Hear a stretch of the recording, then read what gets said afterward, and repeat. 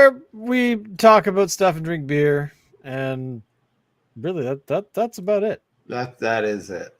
Really. That's pretty much our entire shtick. That's the limit of our talents. Yeah, exactly. We're feeling very We're stuff. missing Locke for Yes, this Locke is episode not here. because Locke wasn't available tonight. He's available tomorrow night, but I'm not. And well, I mean, I suppose that you and Locke could do another show tomorrow night.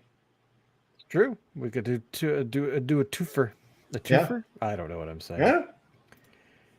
But so hopefully Locke will be watching because you never know. He's cool that way. Yeah. So tell me about the beer that we are about to embark upon. Well, you and I chose this beer together. Actually, I want to say that you chose this one specifically. Did I really? Oh, cool. It is from a. I don't think we've done this brewery before. This is a brand new brewery for us. It is called Curious Creatures Brewing. Well, not brewing. It just says Curious Creatures. Yeah. And the beer is called Spires of the Sunken Tomb. It's a hazy double IPA. Clocks in at a strong 7.6%. Good God. Okay, so this can is really intricate. There's a lot of stuff going on here. There's a lot of like art. Yeah, it's got some pretty significant artwork here. If mine doesn't beam out. So it's got like I want to say it's like a penguin or a platypus or something that's diving and has, one of those breathers that stays at the surface, and it's pretty damn cool. I was going to say it looks like a frog, and I'm only saying that because of the eyes. Okay, I'm concerned. Since my accident last weekend, I'm going to open it behind me. I'm not over my desk. So there's more information on the label here. It's a double IPA bursting with flavors of coconut and tropical fruit, thanks to the addition of Sabro and Talus hops. It doesn't list an IBU rating, but there's an interesting thing down at the bottom. The art, which we showcased on the can, is actually by an artist named Tatiana Isabella. Oh, cool. Do we know much about it? Does it say much about it? I guess not. There is I'm going to say Twitter handle at Chocotat. Tatiana, what was her name again? Sorry, Tatiana Isabella. Chocotat. Chocotat. I wonder if this is one of those situations where artist behind Curious Creatures beer. Oh, okay. I guess she's the one who does it. She does all of them or just this one? I don't know for certain, but it does kind of look like. Let's share the screen here and give her a bit of a little bump. So, yeah, because I like illustrators that do this kind of stuff. And I mean, look at her style. Like, check that out. It's kind of got that. It's like a sort of a like a I don't know, like a what's the word I'm looking for? Like stamps, like a sort of. Oh, that's how she's doing it. Oh, I was just gonna say it's kind of like a dirty kind of feel, but it's actually a mixed media thing, and it's the crayon effect. That's another way to describe it. That's sort of where you can kind of the texture of the imagery is right. Kind of, yeah. Here we go. Like this sort of patterned kind of feel. Like it's almost like cut out paper and stuff like that, which I really think is cool. So it's like a crayon-y kind of brush or something digitally, and it looks like she does it physically in the real world too, in meat space. But so the Curious Creatures beer right over here. So For Canada, by Canada. Look at that. Kick ass. Cool. Where are they located? Do you actually know that? They are in Richmond. So they're not far away. So they were at the Barnside Harvest Festival recently in Ladner. Yeah, look at that. Look They're at those cans. located on Horseshoe Way in Richmond, British Columbia. I will have to check them out because they are pretty damn cool. So, anyway, I have the beer smells amazing. I popped open this beer and immediately the smell of hops just got, like, hit me in the face. Like, yeah, the aromatic experience is pretty damn cool. Good I've got a decent two-finger head. Yep. Same here.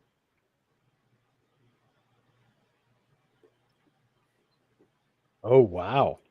They were not kidding. Nice. They are not lying. That is oh wow. Okay. Wow. That is wow. That's really good. There's a lot going on here, and I'm having problems reconciling what exactly I'm experiencing here, other than the hop explosion. I mean, boom. I'm really curious what the IBU rating is on this.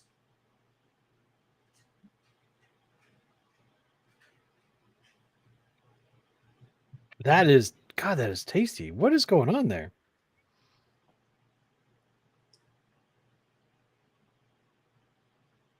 Wow, that is what wizardry did they do here? Wow, that's really good. Sabro and Talus hops. But yes, I'm getting the flavor of the tropical fruit, not really the coconut, if I'm honest. Okay. Which I think is a good thing. But the thing about this is that this is also like, I don't know, maybe it's just me, but I mean, this seems like highly quaffable, like to dangerous levels, like with this kind of like an alcohol content.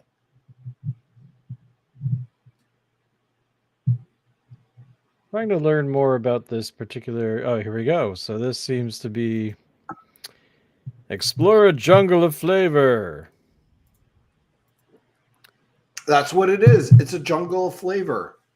That is an apt description for this particular quaffable beer. Yep. Okay. So complex. I enjoy this. So this is the bursting of flavor. So basically, the coconut is such a subtle. I'm not detecting it at all. Well, this is what I mean. Like it's very, very quiet. It's very in the background, but it is definitely there. I'm just gonna bounce over here. So this is their website. So the beer that we are particularly enjoying is Spires of the Sunken Tomb. And then it's Missile in the Bloody Orange, a salted blood orange sour. That sounds interesting. Combe Forest, Strata Fresh Hop Rice Lager. Oh, interesting. I wouldn't mind trying that. That does sound quite good. Although I kind of wonder if that last one would be more like Mr. Needles. There's only one way to find out. That is actually kind of fascinating. I hadn't thought of Mr. Mr. Needles for some time. Those were the days. Mm-hmm. No slouch in this beer. No, I'm enjoying this. This is a great beer. All right, highly recommend. Curious if you creatures. Get a chance well to done. Pick this up. Go for it. Do it. Yeah, that's That Get is on it. that is good. So what is going on this week? We're down a lock, so we don't know what's going on back east. What's going on right now? Well, there's not a This lot week going is on. this week has been pretty slow.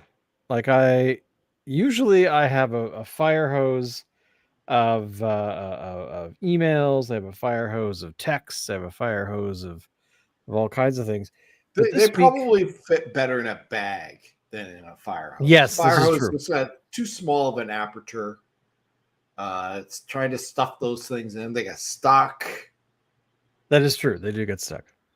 But but I don't know. Did you see it? I mean, our careers are very different, so maybe yours was You know just. what? I found Oh it was wait. kind of slow this week as well.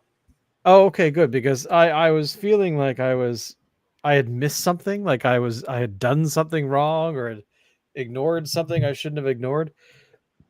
Pardon me, but I kept going through all my task lists. I kept, looking at all the stuff that I have on the go and all the stuff that I have coming up, and no, it was just very very quiet, very so.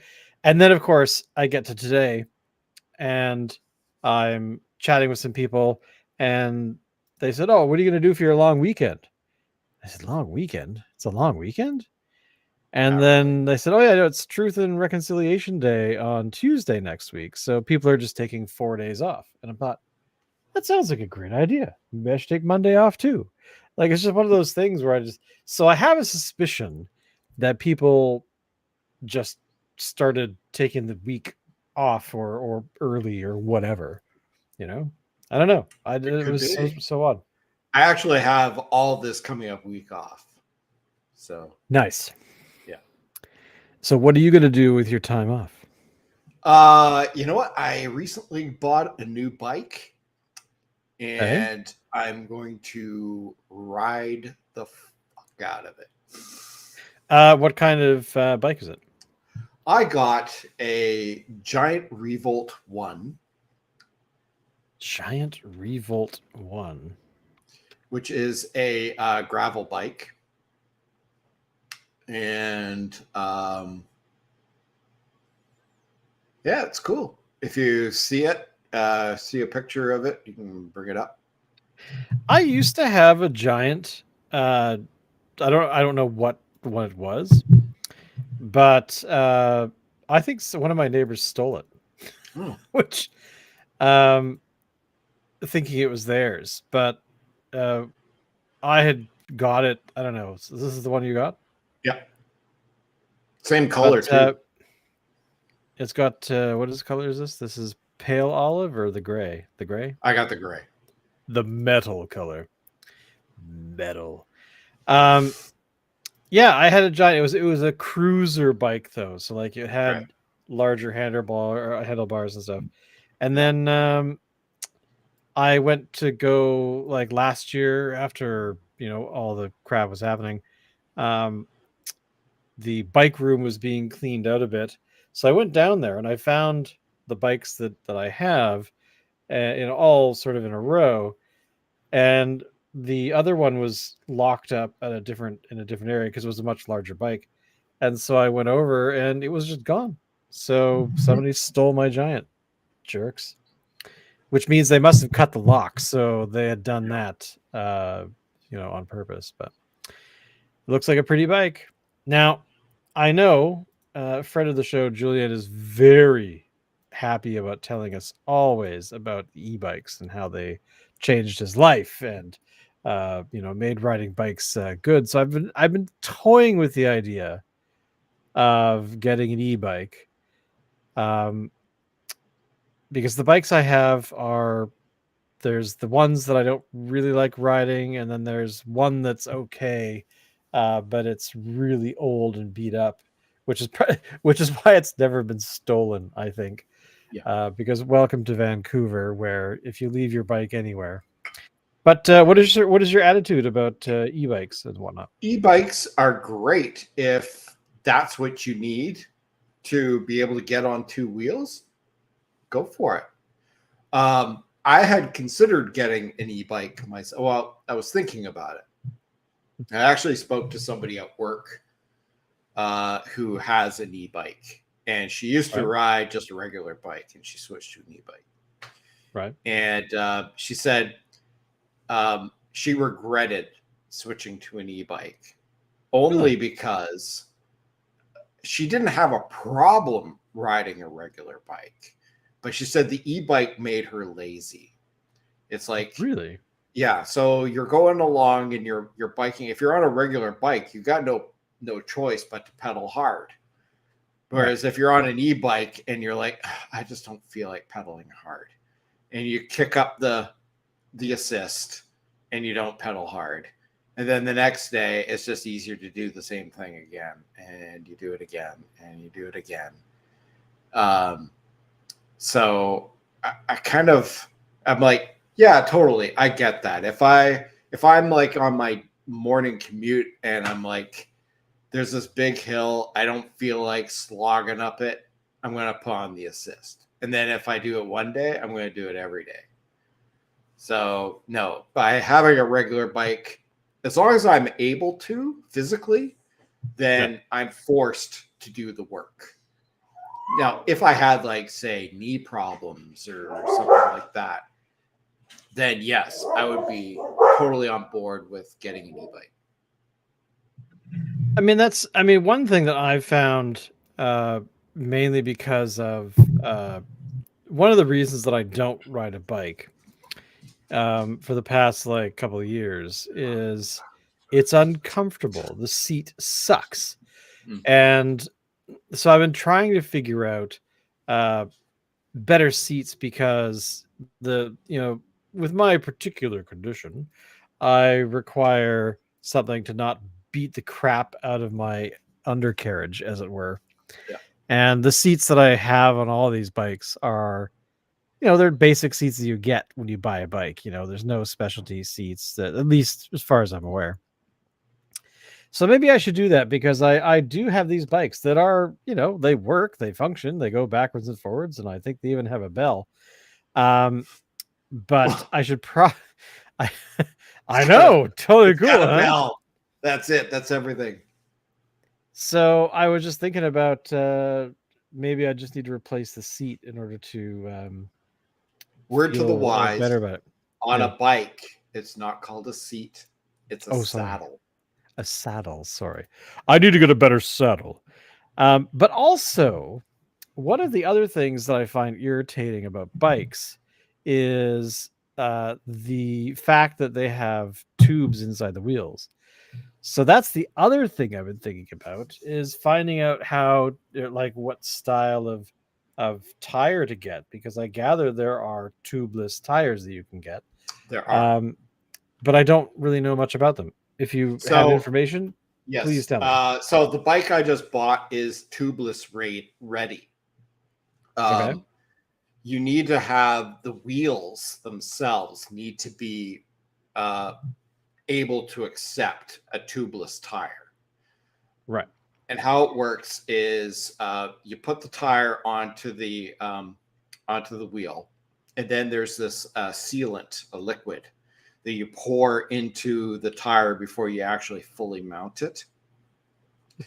And then you fully mount the tire, and this liquid stays inside. And if you get like a puncture or something, then the liquid will seal the puncture. The problem is that sometimes this liquid will leak out the sides and cause a bit of a mess. So from what I understand, I don't have any experience using tubeless tires yet. I still have tubes on mine. They can be a little bit finicky if you're not used to it. And also for bikes, like why did you choose that bike? Like, what was it about that particular brand that you were all about? It came down to kind of sizing. I'm 5'9". Right. And for most bike brands, for 5'9", I either top out on a medium or I bottom out on a large. Giant, actually, their medium for my height goes between, like, a medium is for 5'7" to 5'11". something like that. So like I'm smack dab in the middle of that. So I've got room to move up and room to move down. Most bike brands I wouldn't have. Right. Because that's actually, I think, another thing that one of my issues with bikes is that I don't think I've ever had a bike that I felt really good on. That I like, even as a kid. I think I had a years and years ago. I broke my arm when I was 8, 9, somewhere in there. And when I got back from the hospital, because they had to reset my arm and stuff, so I think I was there just for an overnight, maybe a day or two. And then I got home and there was a BMX bike that was like red and yellow in my bedroom, and I rode that thing for quite a while. And then there were actually a couple of kids that also had the same identical bike in the neighborhood. So every time I was out riding, we would ride like a little red and yellow pack because the tires were yellow and the paint was red. Like, it was pretty cool when you're a kid.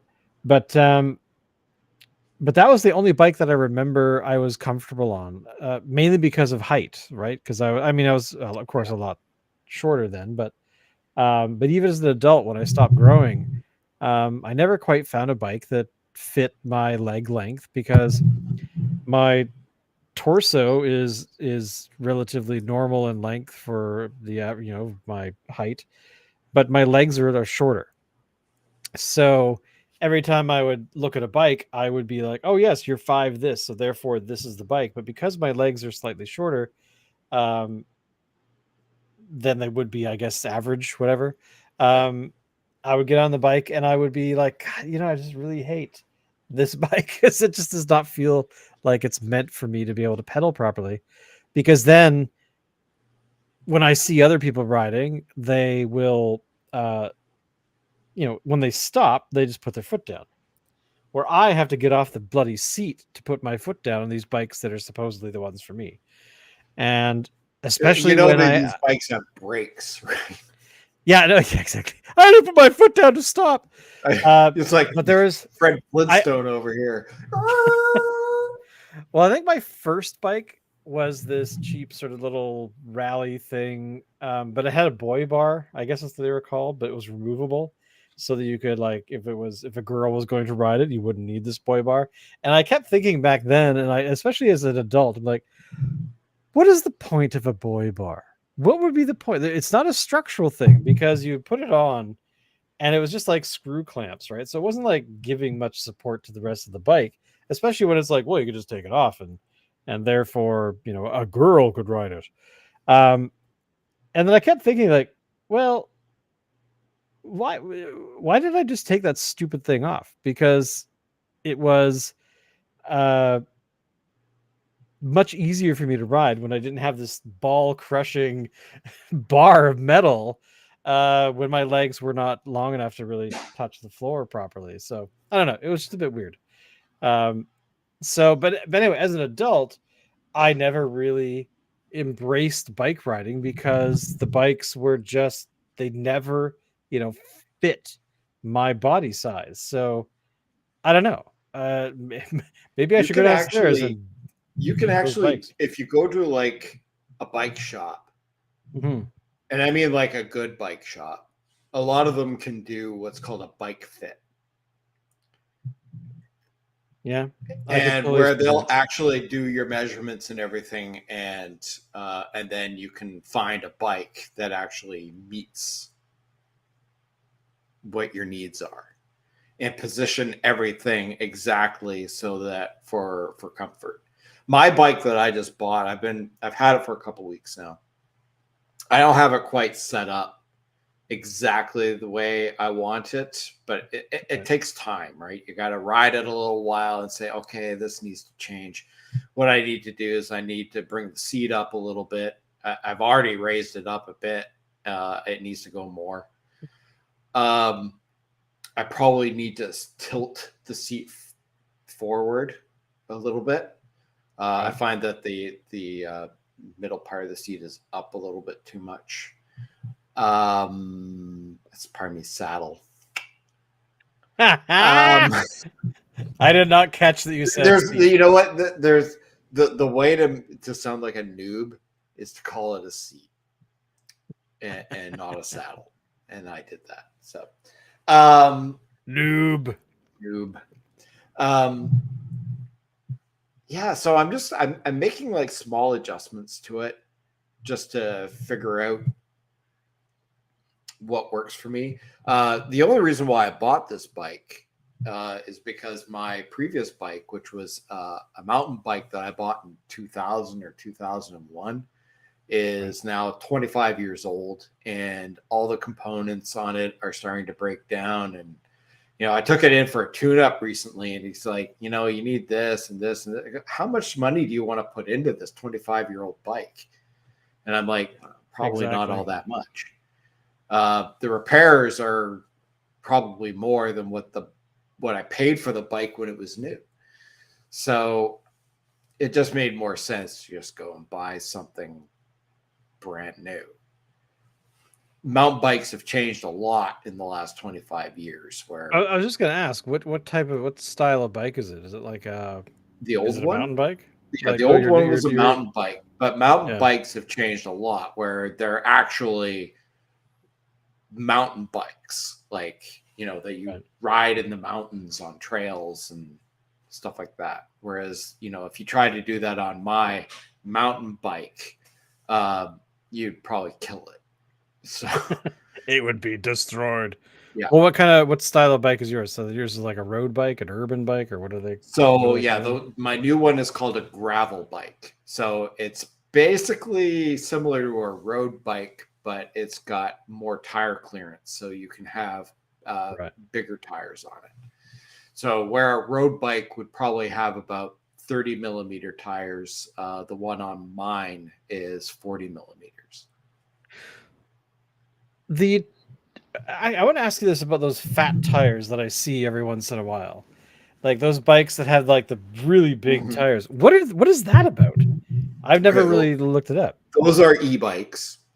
Oh, the e-bikes? Okay. They're e-bikes. Basically, the more rubber you have hitting the pavement, the slower the bike is. Right. So these really, really fat tires, if it wasn't an e-bike, you'd be going slower than molasses because they're heavy, and there's too much grip that you're fighting against while you're trying to pedal, which is why road bikes, which are used for racing, have really, really thin tires. Right. Okay. Yeah, because that's the thing that I was wondering about. Because I keep seeing those fat tires every time I'm out. Bikes passing will generally have them, but I've always had, I guess, mountain style bikes, mountain tire, like the mountain bike thing. I've never taken them into the mountains because I don't want to die.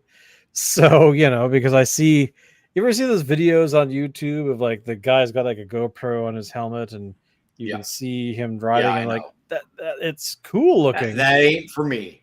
Yeah, I don't feel like breaking anything anytime soon. But definitely the closest to that you can get now is probably a gravel bike, which is what I just bought. Okay.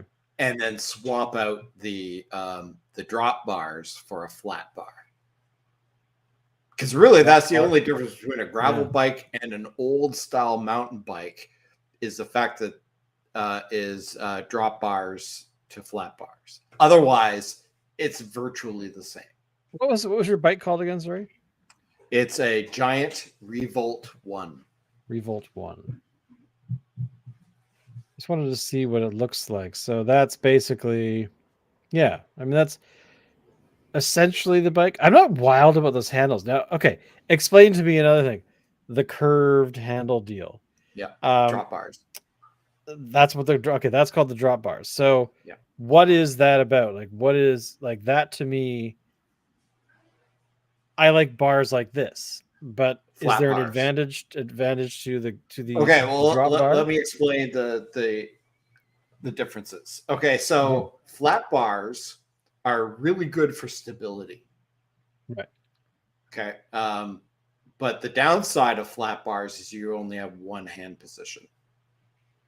And if you're riding, especially for an extended period of time, your hands can get tired being in one position.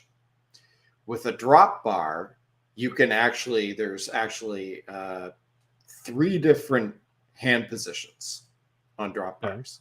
So if your hands get tired, you can switch to another hand position. The downside with the drop bars is they tend to be a little bit more narrow than flat bars, so there is a little bit less stability. Okay. Like it's like I've I mean my knowledge about bikes is so limited. It's not a thing that I've had bikes, but I've never really, as I said, found a bike that really fit me. But I never paid attention enough because now I know they're called drop bars and flat bars. Couldn't tell you the difference at all. I think all the bikes that I've had have always had the flat bar. I don't think I ever had any with a drop bar, but I like the idea of the drop bar. I had a drop bar bike when I was probably 13.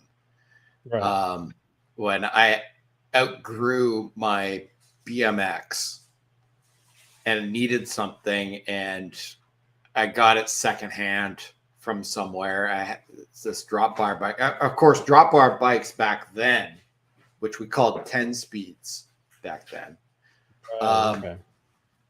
were quite a bit different than the drop bar bikes that you'll see today. What kind of speeds do you have on yours?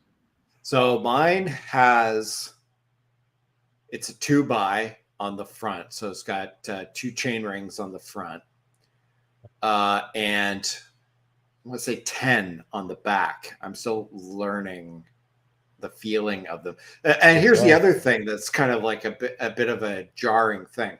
On my flat bar mountain bike, for the gears, I had like a physical readout on the gear shifter of what gear I'm in. Oh yeah, yeah, yeah. Of course. On the drop bars, you don't. Oh crap. It's by feel. So yeah, it's Wow.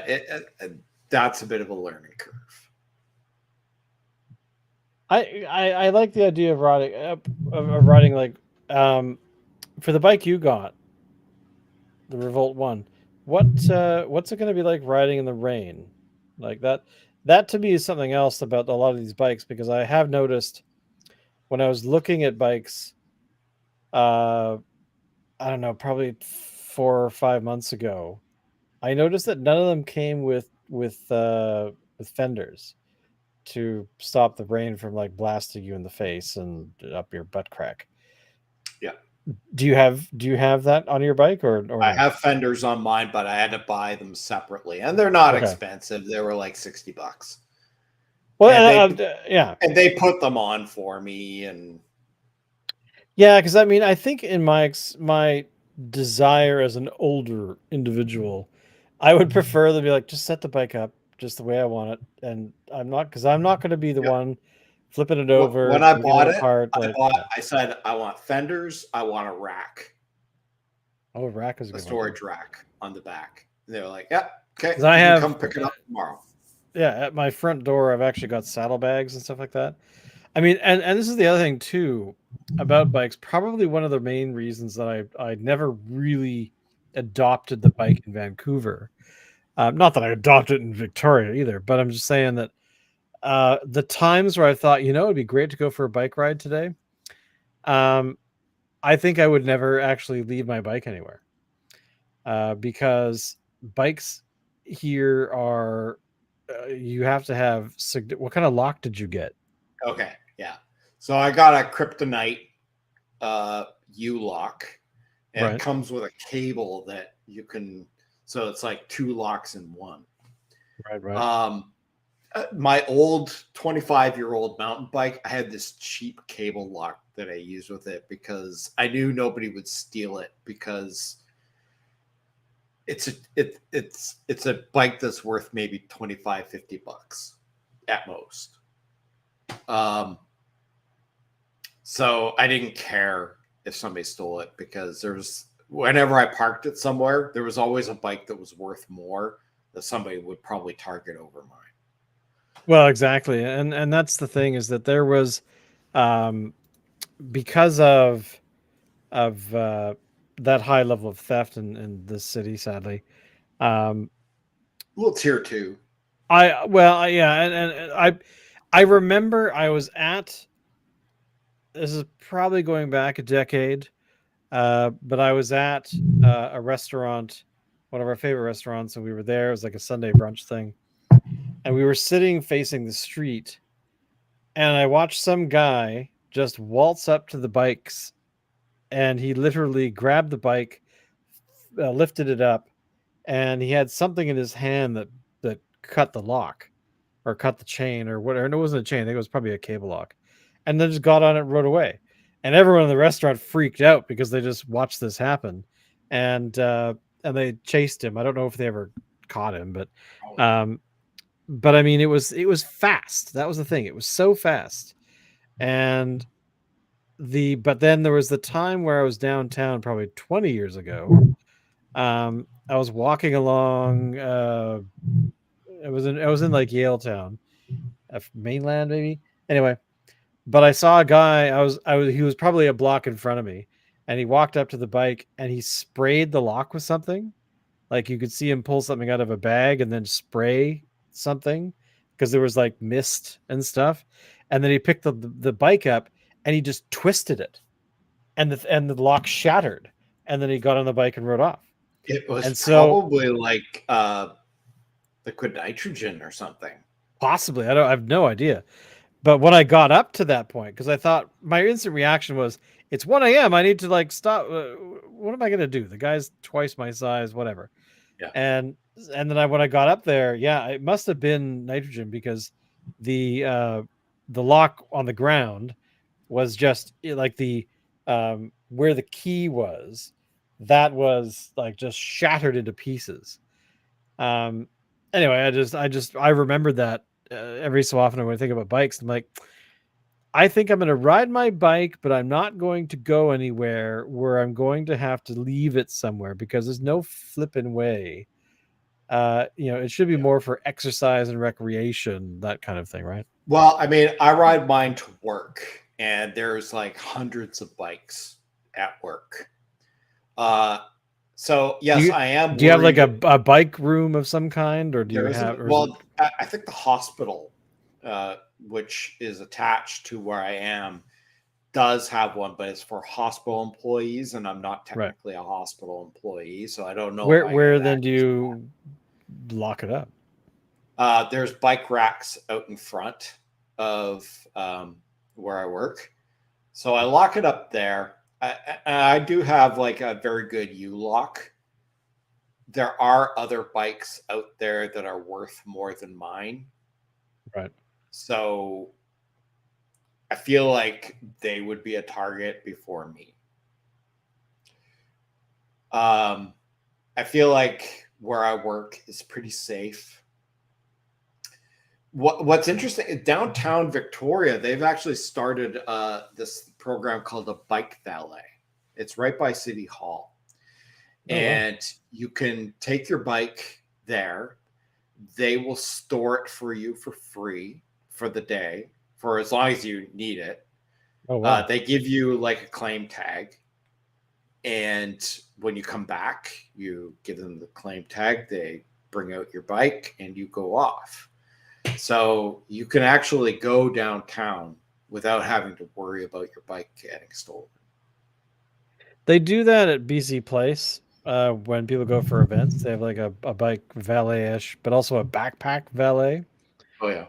But I mean, the bike room where I am is fairly secure. I mean, it's only as secure as some idiot leaving the door unlocked or something. Yeah. But at the end of the day, I mean, like that one bike that I had, which was the Giant brand. Um, which is the one that I kind of thought last year when I was dealing with all the other stuff I had to deal with. When I started thinking about the bikes, I thought, oh, I'm gonna go down there. I'll choose one that of the four uh, that I would like. And I kind of thought in my mind that the Giant was probably the better choice. But yeah, then it was gone, and I thought, oh, okay, well, that was a lock that we wasted money on.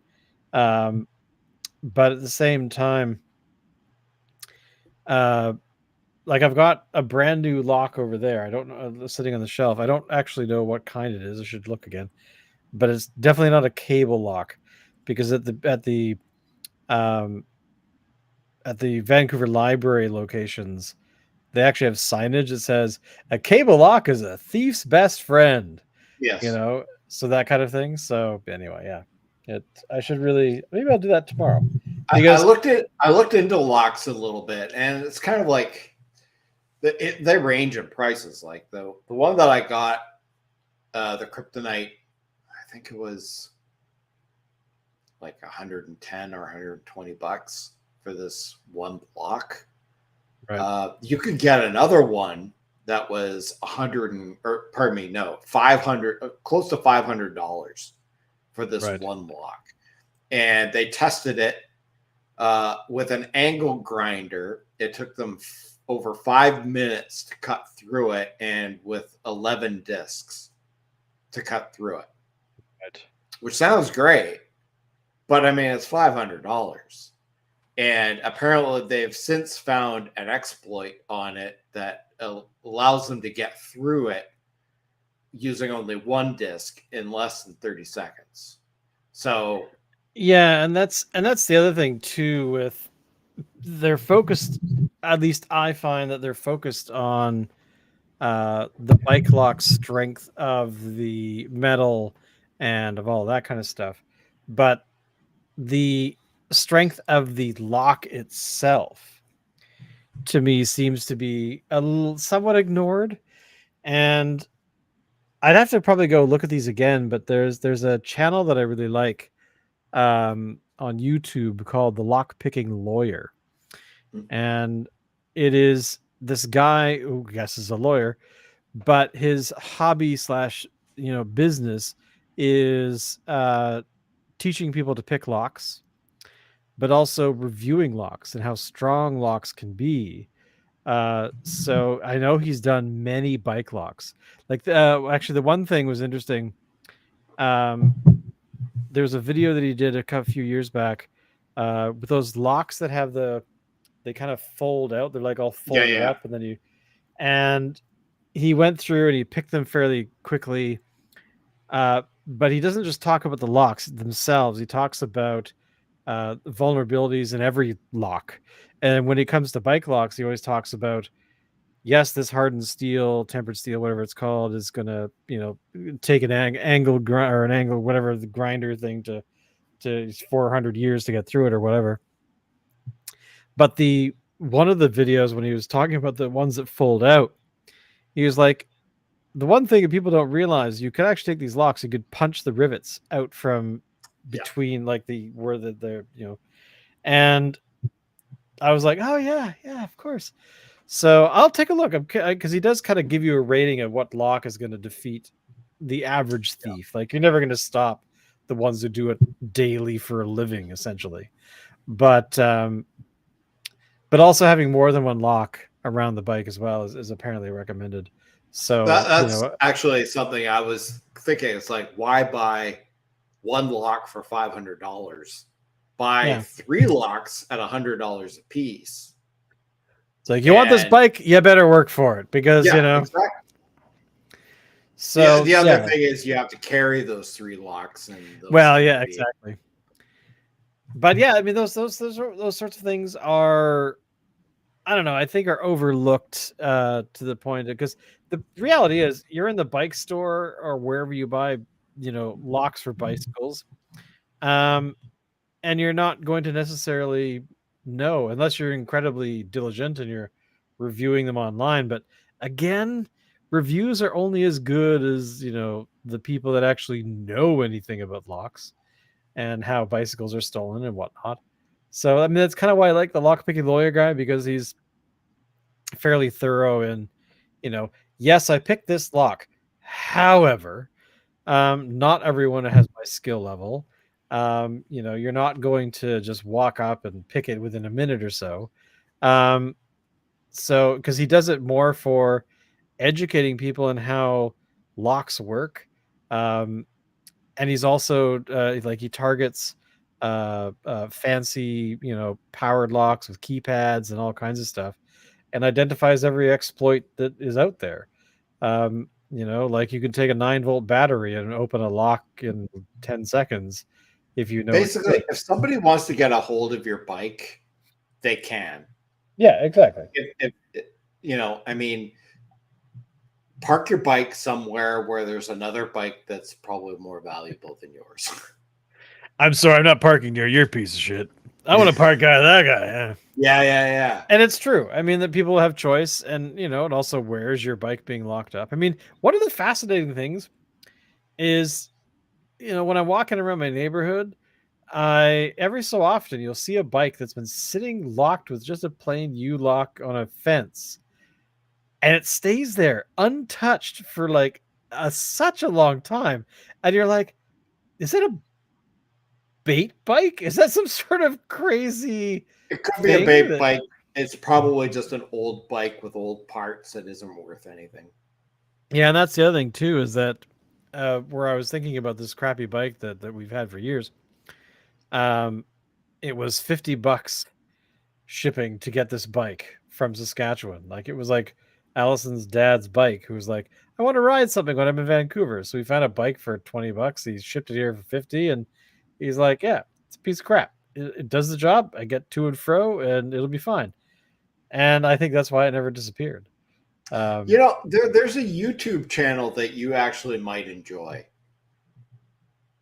It's what is it? called the the guy is called the Bike Farmer. The Bike Farmer. Oh, that sounds great. Yeah. Bike So Farmer. anyway, Here it this is. guy Found him. just fixes up old bikes and resells them to people. So the Nice. videos are just of him sort of reconditioning these bikes, and he talks about whatever he wants to talk about while he's doing it. It's not really instructional. Right. It's just you kind of watch him work, and he just yammers about whatever he wants to yammer about. Sometimes I disagree with some of the stuff. He's kind of like he owns a bike shop, but he hates cyclists. Um, That's awesome. his idea of cycling should be just sort of like a casual thing that you do on Saturday, you know, biking on a trail through a park. Me, I'm a commuter. Like I bike to work. And his idea of commuting is like, why would you ruin a perfectly good bike ride by going to work? Okay, I can see his at it. I can see that. Yeah. I mean, I totally see where he's coming from, but at the same time, you know, yeah, I find him a kind of entertaining. Well, I mean, it's kind of like one of those channels. Like, there's two channels that I watch. Actually, there's one. Okay, there's two channels I watch every week without question. Maybe I'll skip a week here or there. And the first one is the Hoof GP. This guy is a hoof trimmer in Scotland, and he drives around. And when his channel first started, it wasn't that old. I saw it, but I found it mesmerizing. I have no interest in trimming cows' feet, uh, but there's just something about his cadence of voice and just watching him work that I find alluring. And I was like, wow, and you know, if I watch it, I will sit and I will watch the whole damn thing. You know, maybe there's some that I'll be like, yeah, whatever. But there's usually something, you know, some particular issue with the foot of the cow or whatever. And I I will think watch it. it's Yeah, if you have, it's I don't know what it is, but for some reason, like 3-4 years ago, I stumbled across it and I was like, wow, this is fascinating. And the other one is uh what's it called? nuts. I can't remember the name of it. That's Anyway, pretty it big. doesn't matter. I've forgotten the name of it, but essentially every Saturday, oh, Corridor Crew, that's what they're called. Um, they're video, like special effects company in LA, and they talk about special effects in films and TV and whatnot. And for some reason, again, it's compelling. It's watching a bunch of goofballs talk about special effects and how to make them and that kind of thing. And so it's every Saturday morning at like 9 o'clock in the morning. They release their latest video, and that's like my thing. I'll drink coffee and watch this video. It's like, they're 20 minutes long or whatever. But those are the two that I find the most interesting, and it's uh and then of course you have the other ones like the lockpicking lawyer. He publishes his stuff fairly haphazardly, so there's no fixed time. But it's kind of weird, just I've forgotten why I'm talking about this, but anyway, there you go. Those are the two. Yeah. There was something you said that sparked that in my head. The bike farmer guy. Oh, the bike farmer, yeah. So, I know why. Because I was watching that YouTube channel that you and I do watch. I don't know how often you watch it, but I watch it every few months. But the guy is restoring a Tron cabinet. Joe's Classic Arcades. That one. Yeah. So yeah, he's been restoring it. I've only watched about 10 minutes so far, but it's fascinating. Again, there's just something about it where you're like, I could sit here and I could watch this guy do stuff that I have no interest in ever doing, but I find it just it's like the hoof trimming. Like where the hell am I going to encounter a cow for one? And why would I care about the health of its feet? But then of course, it's just these weird things you kind of get into and on that Joe's Classic Arcades, it's like he's testing like components on a circuit board and stuff, and I'm like, yeah. Tell me more. Do that. Well, yeah, I mean, fascinating. I know, like but the part that I've been watching is the actual restoration of the cabinet itself. So he does the cabinet first, then he does the electronics. And actually, I was the part that I watched at lunch today was the getting the CRT screen back to life. So like he was actually going in sort of detail about, okay, so this is a 1980s cabinet. I got to replace all the capacitors because they're just 80s type of capacitors, and they're great, but it's 2025, so I should replace them. And then he talked about how the capacitors and some of the other parts, which I've forgotten what they were called, make the TV work in a certain way so that the colors are correct and this kind of stuff. And again, something I'm never going to do because I'm just like, I'm not the guy to do this, but I will watch you do it because it's fascinating. But yeah, it's so weird what entertains our brains, Honestly, one day when I retire, that is something I would like to do, is to fix old arcade machines. It is definitely not something to shy away from, because that is I mean, granted, I would never. I'm going to suddenly become a cow trimmer guy. No, never. But what would I do if I ever retire? If I get that far, what kind of stuff would I want to learn? What kind of things would you want to learn? Like, is there? Well, I kind of thought that we would open up like a microbrew. But all right, done, settled. But I mean, I approve. Maybe not in this climate right now. Like maybe we wait until the climate is a little bit better for that. True. But there's definitely something do like a brewery arcade mashup kind of thing. Okay, that would be awesome. That would be awesome, because actually, what a great! I mean, one of my dreams years ago, when I was probably still in high school.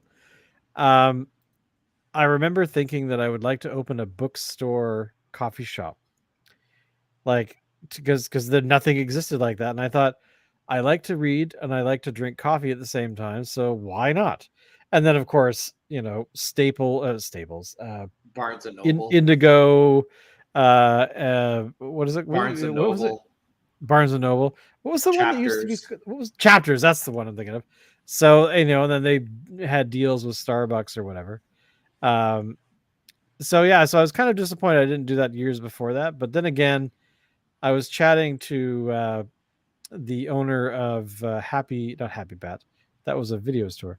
The owner of Pulp Fiction Books here in town. He's got 2 locations, and he knew myself and Allison were like his customer 20 when he first opened. Like he opened and we had just moved here and we wanted a bookstore and we waltzed in because there was a bookstore and didn't realize at the time that he had been open for like 4 or 5 months. So we got to know him quite well, and he's got a secret art gallery, which is kind of cool that you have to like ask for keys for. And I think I'm one of the few that get to just take the keys and go to the other part of the building he's in and use the key to open the stuff. But yeah, it's that was kind of one I did tell him my old dream of, I wanted to have a coffee shop with a bookstore attached to it. It would be so cool. And he was like, do it. Like, I'm in this area and the people that have bookstores that are nearby, like a block away, are all retiring. I want like 10 bookstores in like 4 or 5 blocks so that it becomes a destination for people looking for books. And so maybe you never know. Maybe that's something I'll try. Know. What a great idea. But how much beer have you got left? A bookstore, coffee shop, arcade. Microbrew. It's like the it would be like a what is that place called? The Rec Room. I keep hearing about this. I think there's one in Victoria now. What? It's a restaurant called the Rec Room. I've never been, but I've seen a lot of advertising for it. But essentially it is like you go there and let's see if I can find. Is there actually? Why do I think there's one in Victoria? Yeah, there is one in Victoria. It is. Where the hell is it? Fascinating. Or is that just a no? There's one downtown Vancouver. There's one in Burnaby. Why do I think there's one in Victoria? Maybe they're opening one in Victoria. Maybe that's what I've heard. But essentially, what it is like it's a restaurant with an arcade, with a axe throwing, with like a bunch of those things, board games, I think as well.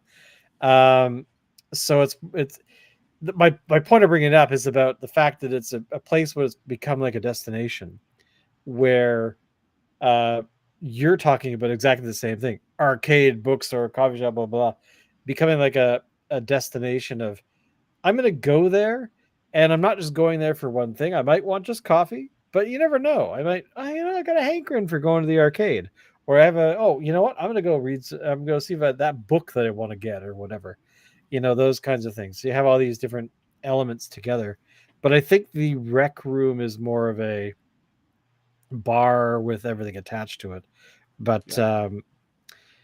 But yeah, there's definitely something that's worth investigating as a good retirement project. I think that's a good idea, because why not? We're all gonna die eventually. You can't take it with you. Can't take it with you. Nope. So, I'm all out of beer. I wish I wasn't, because this was really good. Well, we should pick up some more of it and just drink it in general. Anyway, boys and girls, we've been on for an hour. Let's wrap it up because we're doing this for fun and we're down a guy. You never know. So yeah, exactly. I missed Locke. So did I. Locke always brings that coup d'etat, and Dave, of course. Dave has, Oh my God, Dave. Blast from he's the past. yeah, I know he's not been around for a while. Dave honestly has been going through some life struggles health wise, so we don't want to torture him too much. But hopefully he will return at some point when he feels a bit better. But thank you all for watching. Thank you for checking us out. Of course, hit buttons and click on bells and all that kind of garbage. Because we just do this for fun. Unless you want to sponsor us for $1 million a year, we'll totally be on board for that. Totally. But Or even half that. I know exactly. So, 50% but off sale. I am going to put out a call, though, for people to. I got to check here. I haven't actually not looked up our page details on our Facebook page because we cannot stream to Facebook until we get 100 followers. Right now, we are locked for some reason at 42. So please tell your friends. Make sure that they are coming to the Crafty Boys Facebook page. They don't even have to watch us. They don't have to care about anything. We just need a decent 58 people to come on, just click on follow, and then we can live stream to Facebook again. So we have not been able to do that for 3 years now, something to that effect. I don't know if it's been 3 years, but it's been a while. I have been posting manually when we do our show, but sometimes I forget, and sometimes it would be great if we were just automatically there. So tell all your friends. I don't care who they are. Just tell them to go to the Crafty Boys on Facebook and click on the follow.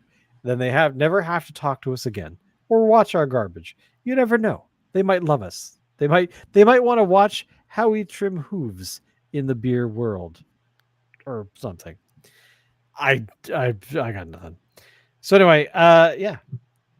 We'll see you all next week. Goodbye, and don't forget, drink good beer or don't.